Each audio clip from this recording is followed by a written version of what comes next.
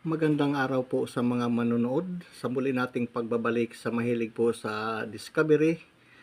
Ito ang atin ngayon makikita na Jungle Tunnel World War II. Bago tayo magpapatuloy, shoutout po sa lahat ng mga subscribers, lalo na kay Bitsy Vlogs. Sana mas mabuti kayong kalagayan dyan. Kumusta po?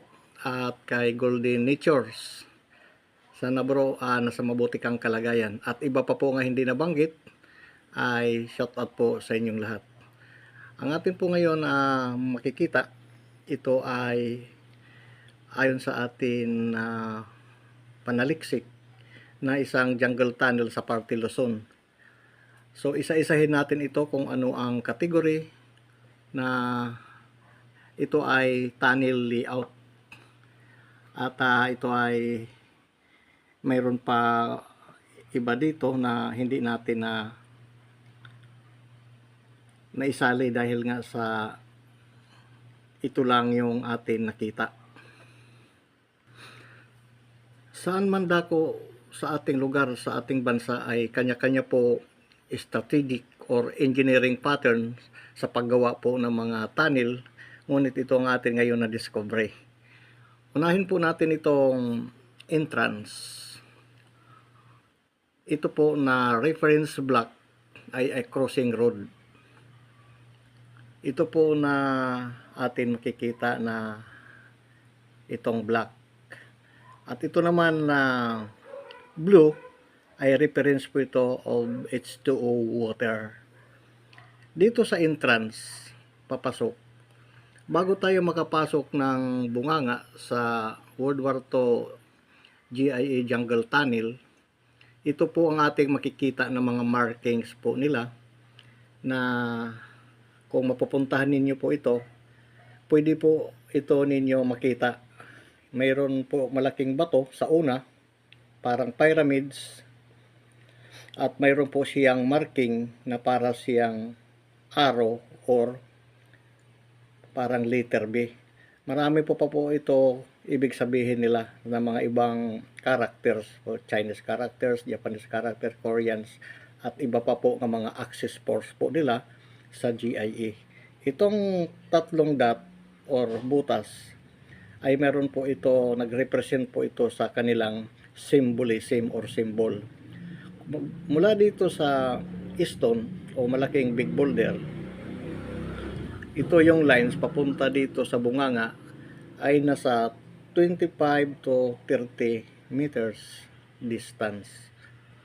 At dito, pagdating natin sa bunganga, ay mayroon siyang dalawang parang question mark.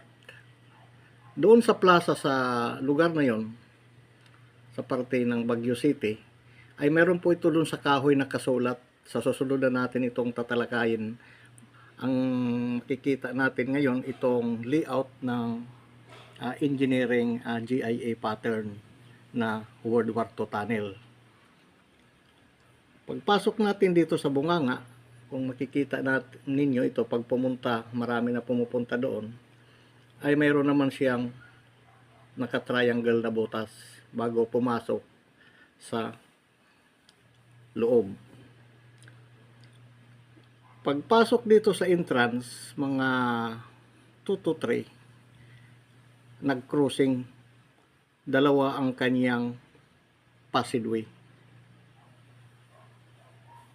Mula rito, dito nag-crossing, ito yung kanyang direction, papasok.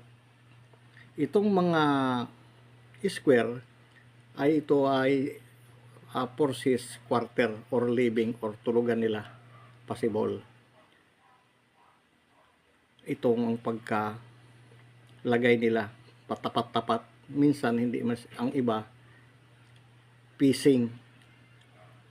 Dito sa side na ito, iyan ay yung mga butas na tinutulugan, na pagdating naman sa itong straight na linya mula sa bunganga,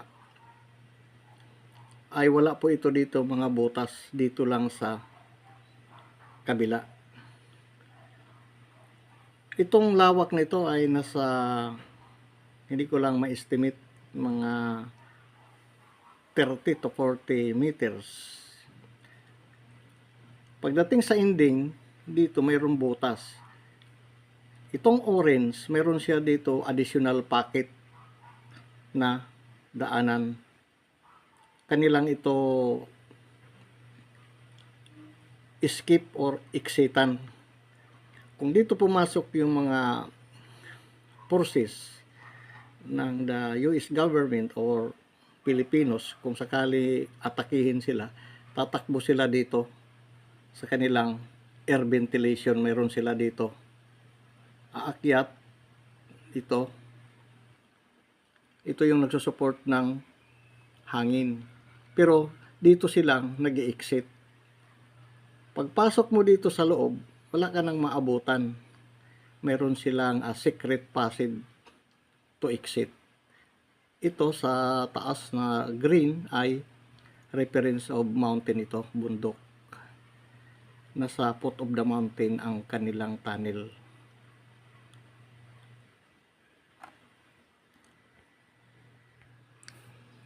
Continuous tayo sa iba pang atin pagdi-discover. Ito ngayon ay na tunnel ay ginawa na nilang ito tourist spot. Kung mapupuntahan ninyo ito, ay makikita ito ng mga sign or bunganga or mga hugis na mga markers. Itong pagka-layout nila, meron ito, hindi natin na bigyan ng kumpas, pero lagi natin pag sa area, yung 360 degrees ang atin lagi makikita. Ito may mga ibig sabihin nito. Marami pa po ito pagpapaliwanag sa mga eksperto. So ito lang ang atin ngayon na discover. Sa atin po pagtatapos sa atin video, maraming salamat po sa panonood. Ang atin ngayon nakita yung World War II jungle tunnel ng GIA ng Luzon, parte ng Baguio City. At sa susunod muli na atin madidiscover, at huwag po makalimot mag-subscribe sa ating munting channel Green Discovery. Maraming salamat po and God bless. Bye bye.